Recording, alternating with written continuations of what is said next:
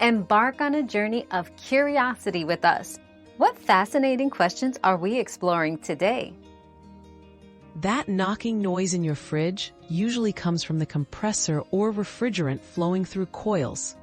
Occasional sounds are normal, but persistent knocking might mean a failing compressor, blocked fan, or low refrigerant. Ignoring it can cause costly repairs or food spoilage. If your fridge keeps knocking, check for obstructions or call a technician before it gets worse. Your daily dose of discovery ends here, but the journey of learning never stops. Subscribe and join us again for more answers tomorrow.